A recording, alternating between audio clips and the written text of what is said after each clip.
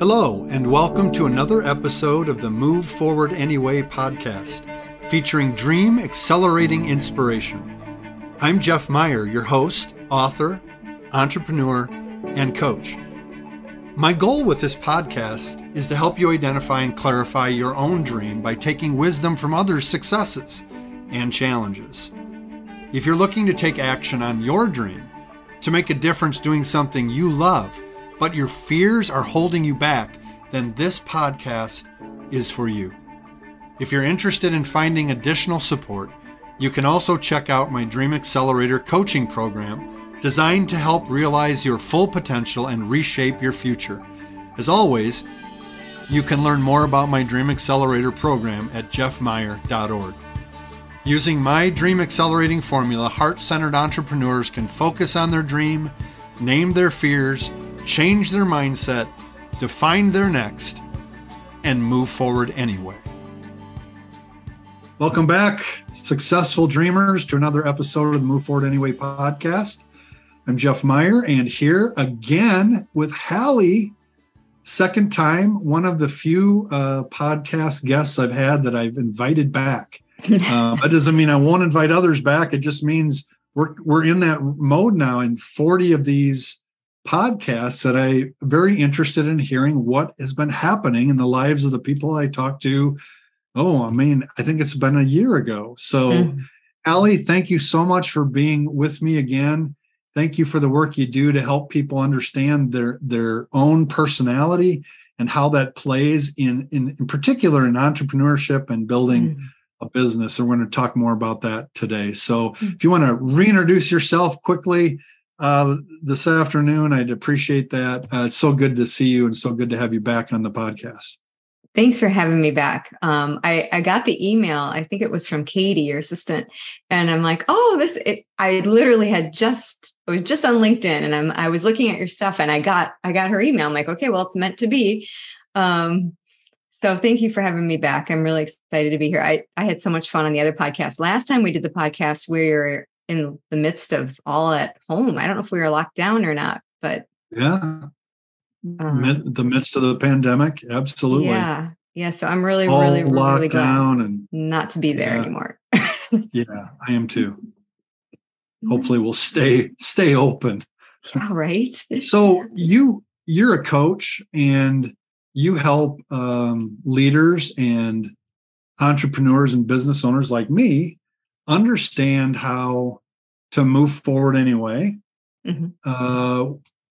Recognizing a deeper sense of self, and you're an expert in the Enneagram, and man, I'd like to talk more about that today and kind of tease out how you would have a conversation with someone that is building a business. And so here I am, I'm willing guinea pig to have you talk to me about this and maybe help someone else that maybe has some understanding of the Enneagram go deeper, or someone that's never heard of it, although I find that difficult to believe these days, want to go and understand themselves a little bit better.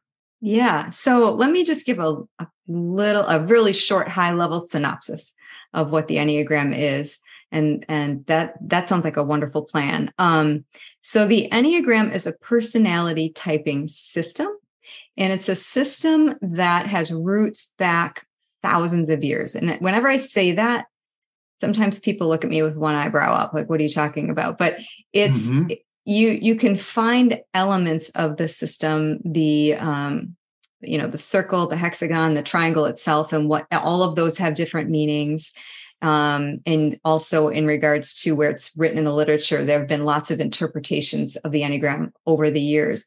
To put it together in the form that it is now is actually fairly recent and has happened in written form from like the 1970s on. But no one really, it was just one of those things that if you were in psychology, you might have learned about it, in school. But in the last few years, I don't know why, but it has really caught on. Yeah.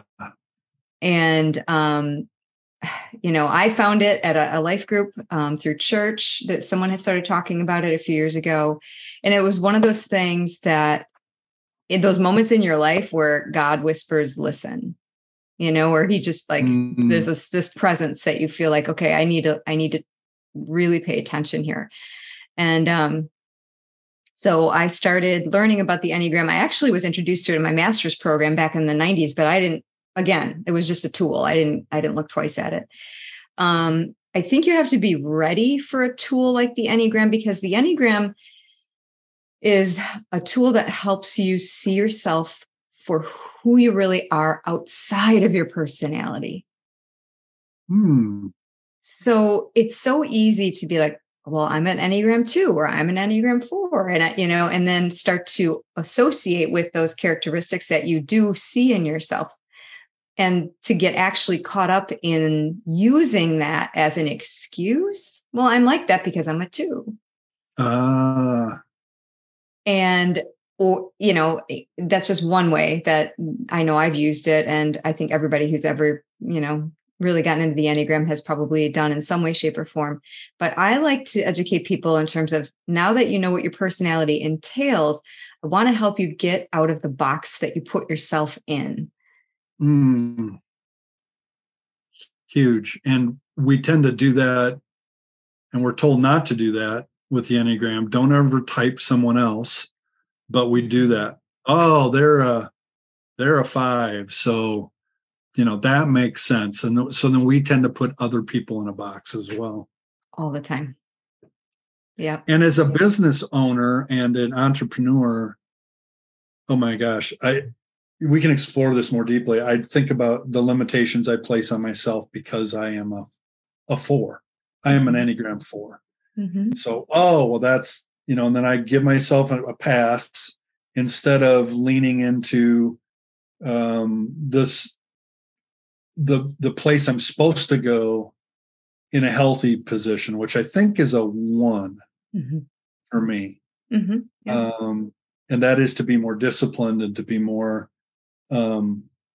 thoughtful about my planning, and more articulate in planning, instead of just kind of letting things happen. Yeah. Yeah.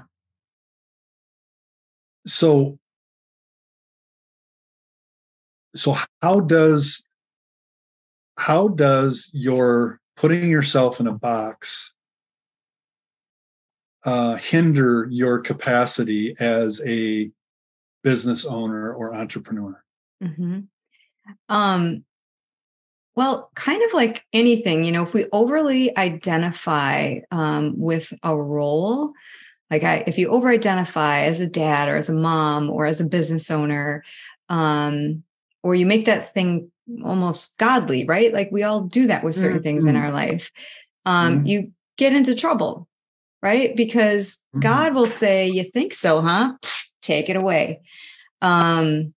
And it almost makes me tear up, because and it's not like we have a mean, angry God, but he wants us to realize that we are so much more than those roles that we have in our lives. And I think the same applies when it comes to personality. Our personality serves a huge purpose and allows us to stay safe, allows us to understand ourselves and our world, allows us to succeed. But beyond the personality, the person that we're born as an infant, as a child, the inner child, the highest self, however you want to say it, hopefully the person we get back to as we move closer to the end of life as well, is really, in my opinion, what God wants us to truly discover, without all the masks, without all the doing, without all the fixing. And that's hard to understand and explain. So I'm a 4. And you just said something that really kind of triggered, not in a bad way, but triggered something for me, is like, I'm always trying to fix me. That's, as I understand a 4, that's kind of, there's always something missing. There's something more that I'm pursuing. And that gets exhausting. So what would you say to me as a business owner, entrepreneur, that happens to be a 4 on the Enneagram? How am I limiting myself with that kind of viewpoint? Mm-hmm. And what do I do to get to a deeper level of awareness for myself so that I can be healthy and move forward anyway with an appreciation of who I am more deeply than just being a 4. Man, that was I don't know if I could write out that question. It would be so confusing. I don't know. Maybe there's something in there that that you can follow up on. There's a few elements that come to mind for me when you say that. 4s, first of all, for people out there who don't know, the Enneagram is made up of 9 personality types, and 9 is significant in a number of ways. I won't go into the whole spiel on that, but if you parcel out the Enneagram, you've got the body center, which is types 8, 9, and 1. You've got the heart center, which is types 2, 3, and 4. And then you've got the head center, which is types 5, 6, and 7. And just because you find your number as a 4 or as a 9 or whatever, it doesn't mean that you only resonate from that center. But what it does mean is that you tend to approach life first from that center. So as a heart type, as a type 4, you're going to feel things. And 4s are known for feeling things at an intensity that no one else feels things.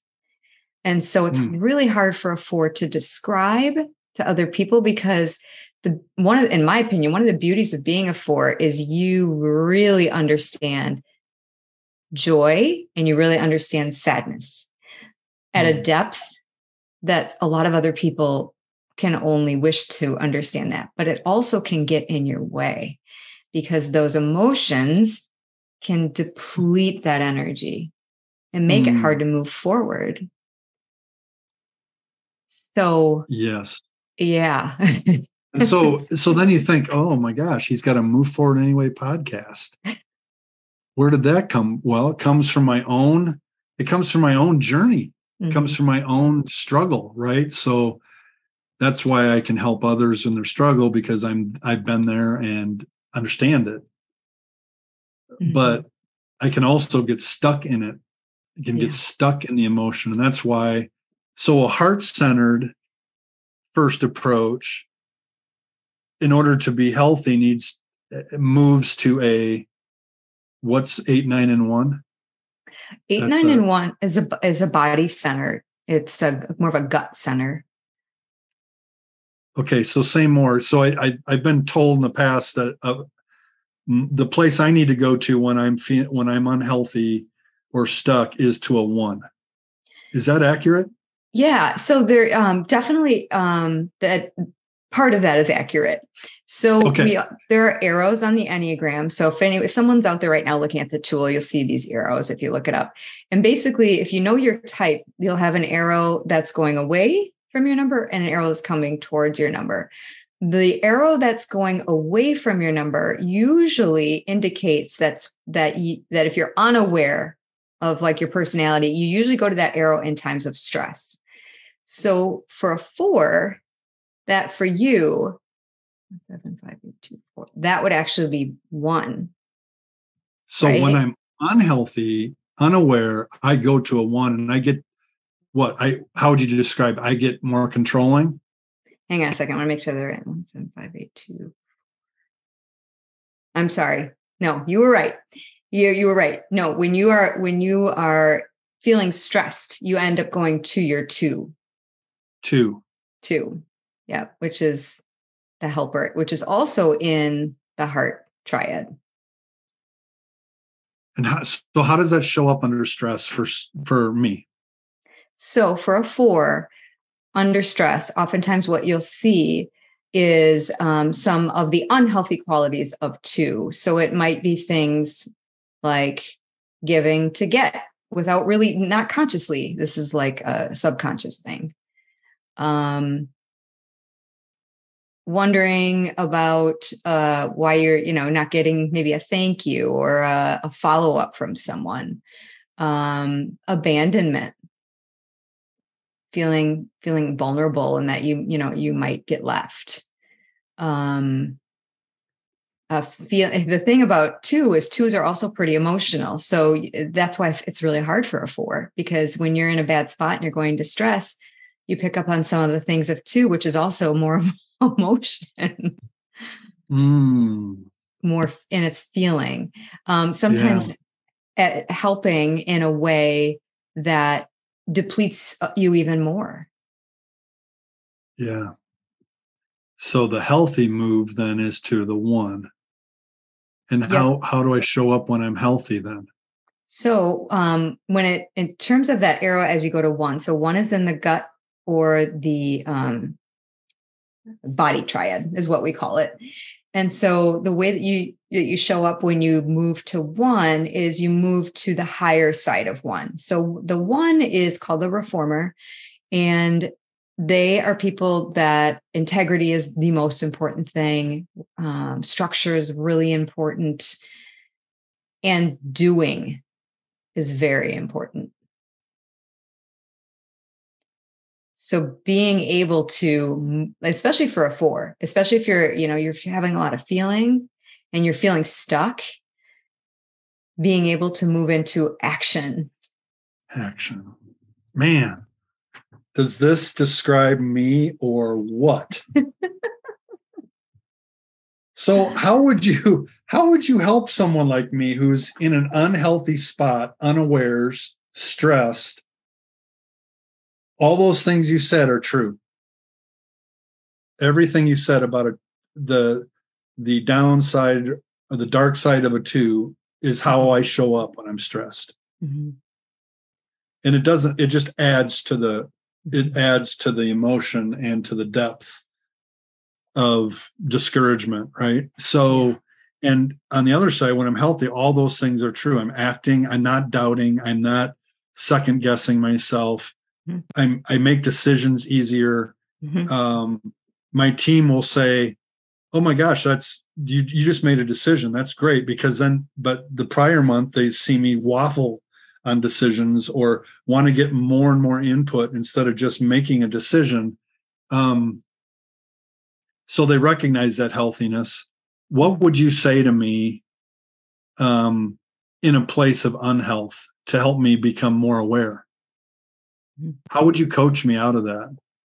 Yeah. So through that. One of the basic templates that I use is something I'm just started using. Don't have it in print yet, but it's basically 2 big circles. And one is a circle of inner resources, and the other circle is external resources. And that inner, basically what I do is I help you gauge how full those circles are. So, for example, from an inner resource perspective, what are your beliefs? Like spiritually, what are your beliefs about yourself? How do you talk to yourself? In addition to beliefs, we look at things like, how are you restoring? How much water are you drinking? How much sleep are you getting? How much rest outside of sleep are you getting? Mm-hmm. All of those things that really come from within. You would even say some are yin-like. How are you breathing?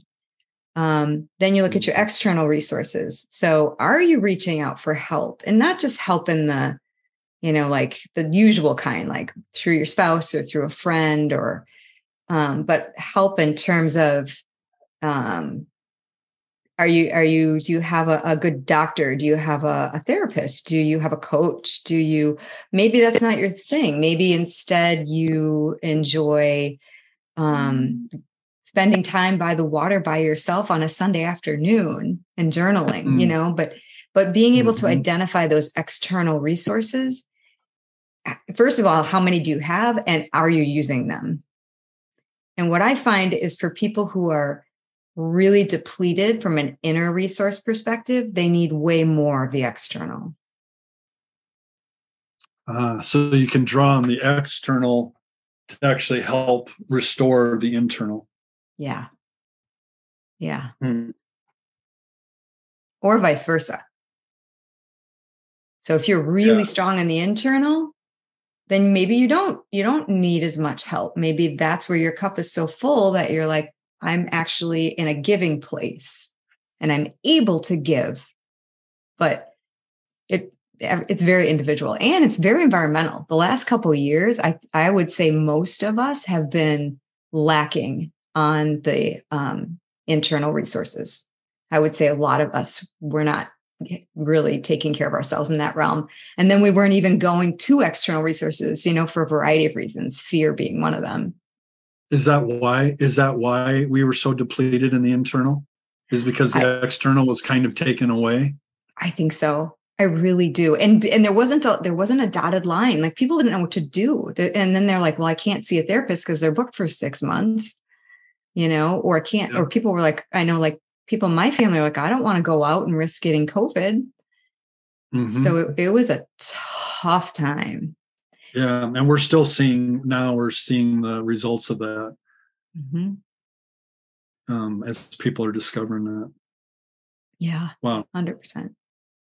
So if I'm your client and I've reached out to you to help me as an entrepreneur and business owner get unstuck, what kind of questions would you ask me? What would you want to know about what I'm going through or where I'm at to help unlock a healthy response, an aware response to my situation? I would actually start with asking you, giving me a typical day and getting into some detail with it.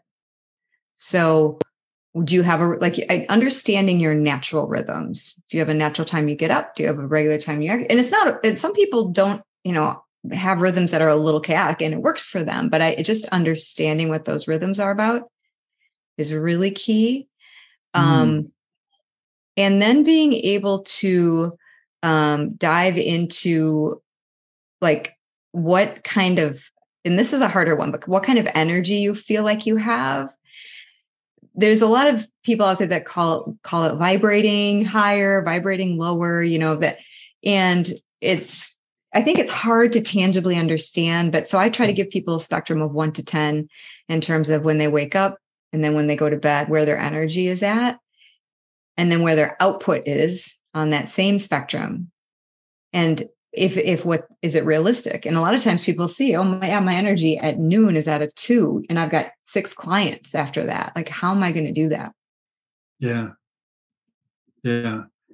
Working at the time when your energy is the highest, doing your most productive work, scheduling the biggest things that need to be done, the times when you're the most alert. Yes. Is that related to personality type, Enneagram too? Do you find that 4s are more engaged later in the day and 7s aren't, is that not connected to the personality? In terms of time of day, I don't know so much about that, but what I do know, and this is really important, sometimes people, you Google a type 4 and it doesn't necessarily, it says artist or creative or, that they are deep thinkers, deep feelers, that kind of a thing. But some of the things that they miss when you just do a regular Google search is 4s tend to overwork. And a lot of times people don't think that about 4s. They're like, that I've never seen that before. When I work with a 4, it depends on the subtype. So subtype is kind of another category of the Enneagram, whether or not you're a self-preservation 4, a social 4, or a sexual 4 as a dominant subtype. And that's part of the things that we do when you work with me is we figure that out because that really makes a difference. So if I'm working with a 4 and I find out that 4, for example, is a self-preservation 4, I know that, first of all, they probably had a hard time typing themselves. And second of all, they're probably overdoing it.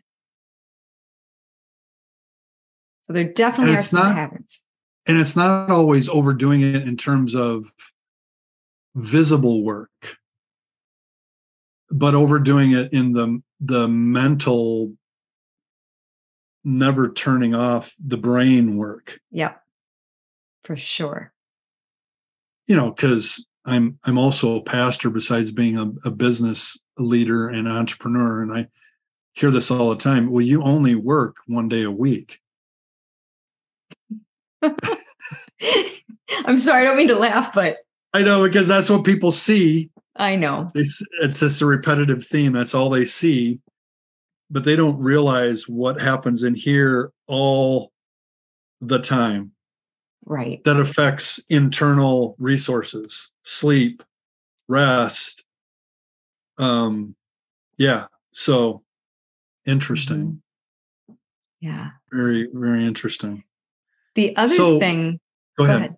The other thing I would say that's really helpful for people to understand when it comes to the Enneagram and how it plays out for them in terms of being their profession or being a business owner is to understand the passion of their type. Okay, say more of that. So the passion, there's obviously one passion for each type.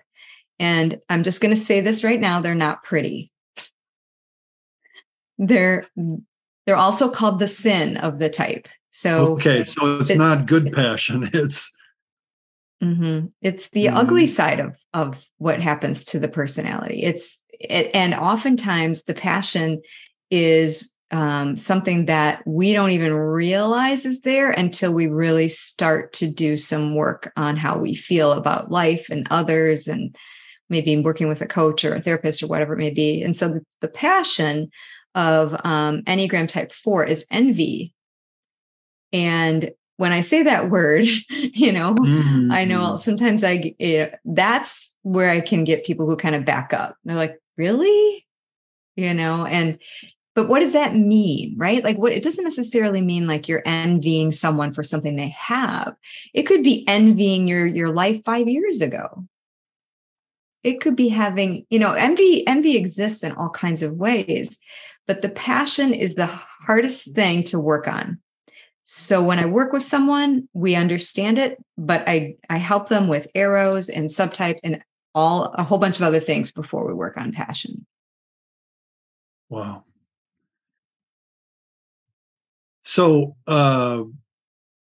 if I were to become your client, how long would you have to work on me before I'm fixed?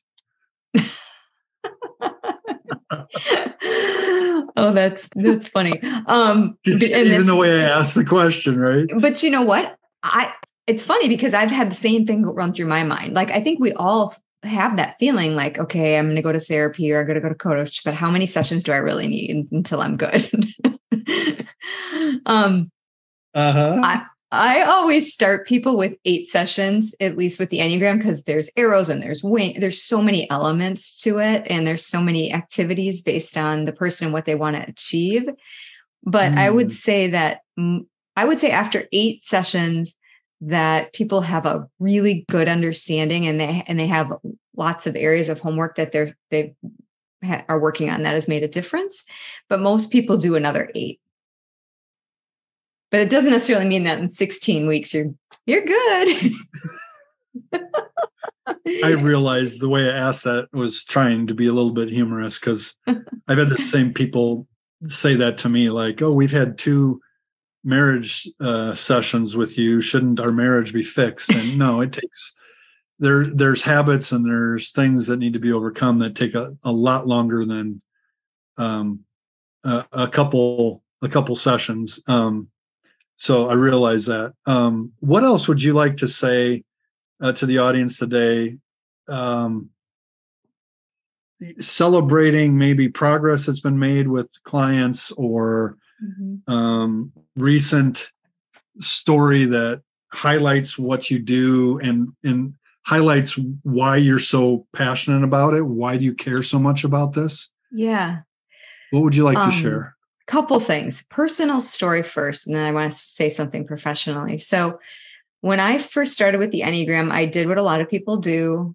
I typed myself incorrectly. I typed myself as an Enneagram 8, and I'm a 2 to my core. And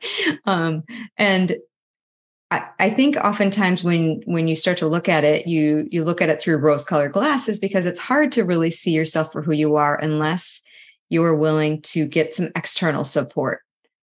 You always need a third party to do any growth work, in my opinion. And so personally, I did it wrong. I, mistyped myself, and then I started typing everybody else, and I was annoying on my family and my friends. And I was not being a good person. I really wasn't. And so knowing that, I started to really look for more education I could do on my own in terms of reading. And then I became certified through the Inner Life Skills Training, which was an okay certification. But then I found the CP Enneagram Academy, whole nother level. Hands down, the best information and education out there. And it's almost like a degree. So I am just starting the academy now. I have 1 out of 4 certifications complete. Beatrice Chestnut and Uranio Pius are incredible people. And the one thing I really like about this is that they are constantly doing their own work. And they will tell you, you're always going to be learning. You always are working on yourself. There isn't really an end, which I really like. Right. You're never going to be fixed. And the good news for us, those of us who follow Jesus, is we're complete in him, and he's already provided everything we need to be fixed. So we get to do this from love, not for love, from rest, not for rest, all those things. So yeah, that's great. So keep going. CP Enneagram Academy. So what's the personal story of that? What has changed for you? Yeah. So similar to what you and I were talking right before the podcast. So I've been, over the last couple of years in particular, I've been praying a lot, but praying kind of like, genie in the bottle, you know what I mean? Like, God, this is what I would really like, just, would try to pray the right way. And then, so anyways, I had a health issue in the last couple of months that was completely out of left field physically. And it threw me, like it was really scary health issue for me. And basically what it did is it led me to God. It led me to prayer. It led me to meditation. It led me to journaling, which your wife definitely planted a seed in me on. And it opened, like God was saying, you keep asking for these things, but are you really ready? And you need to, like, I was going, I wasn't pausing. I wasn't breathing, I wasn't journaling. I wasn't doing all the things I tell my clients to do. And he said, you're going to physically suffer because I'm going to make you slow down. At least that's how I interpreted it. And it has been life-changing. Like emotionally, it's been life-changing. My business has slowed down significantly. It's another thing that's happened, which I don't like. But it's given me time to heal, and it's given me time to really see what God's been trying to tell me. And I feel like I'm only this far. I feel like I have so much further to go. And the professional story you want to share? So the professional story was really cool. And I don't know if this happens to you, Jeff, but a woman reached out to me. She's a lovely, lovely human being. She found me on LinkedIn, which I rarely get that. Most people are like, someone told me about you. You worked with so-and-so. So it was a complete random cold call. She owns a medical spa in McFarland, a new med spa. And she said, I really want to hire you to come in and do some Enneagram stuff with our staff. Would you be interested? I'm like, of course, 100%. So I did an 1.5 hour long session. It's really tough to do a lot in an 1.5 hours. Wow. Yeah. It was exactly real high level, but really, really fun. And everybody there was very interested in learning more. And it was such a pleasure to work with her and her staff. And I've been working with a little bit of her staff, individually, one-on-one. And one person in particular that I've been working with, she similar to me, she mistyped herself. She's like, I really think I'm this. And in my heart, I knew she wasn't. I just, but I took her through the process, and then I kept asking the questions, and then I'd email her how she responded to me so that she could see what her language was. And then she's like, oh, I am an Enneagram, this in. So once that process is so powerful, because then you're the one who makes the decision. It's not somebody else slapping a label on you or diagnosis on you. Yeah. So one of the things I really appreciate about this conversation with you is what you said at the very beginning. And that is the purpose of the Enneagram isn't to label us and keep us in a box. It's just the opposite. It's to help us understand how we naturally show up in the world as a first blush reaction, to be aware of that and to grow beyond that. Mm-hmm. Mm-hmm. Yep. That's being true to ourselves. It's not just saying, oh, I'm a 4, so, it's okay to be feeling envious or emotional that I might be abandoned. That's not the way that we are designed to live. Mm-hmm. Being aware of that can help me grow beyond that. Mm-hmm. Yeah. And so when you think of that, Jeff, what does that mean for you? Like, do you think back of when you were a young boy, or did something resonate for you where you're like, oh yeah, like, or maybe it's a feeling, maybe it's not necessarily even, a time in your life. Well, it's very subtle. My answer, it's not a childhood thing as much as it is a now thing. Like, I wonder how much of the struggle in my entrepreneurial story and in my leadership story is a result of my own lack of awareness and inability to grow beyond where I am. Mm-hmm. So specifically, I tend to wallow in my stuckness sometimes. Mm-hmm. And just, well, that's just the way it was destined to be. It's just going to be a struggle. And I hear people talk, and there's a lot of lies about this. We talked about this before the podcast too. A lot of lies about the entrepreneurial story. Like, you're going to get to 6 figures in 6 months, and you're going to have all these clients rolling in from all of the things that you're doing. And they're just going to resonate with, if you just articulate yourself more clearly, then everybody will just come running to you, and they're just all lies. Mm-hmm.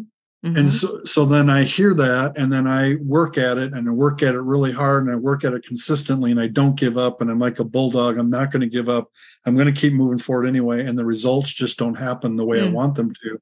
Mm-hmm. And so then I just have a negative mindset about that. Like, well, that's just the way it's going to be for me. Yeah. Yeah. Yes. And I can't seem to find the help to get me out of that, other than I'm just going to keep trying. I'm going to keep working at it, and, maybe it'll happen. And it's not just business. It's also ministry. Mm-hmm. I just do this and I just do this, then more people want to know about Jesus. More people want to know about what it means to live a life abundantly in Him. And there seems to be a lot of apathy in the world towards that life right now. And like, I've given myself over to this life, and where are the results? Where are the people?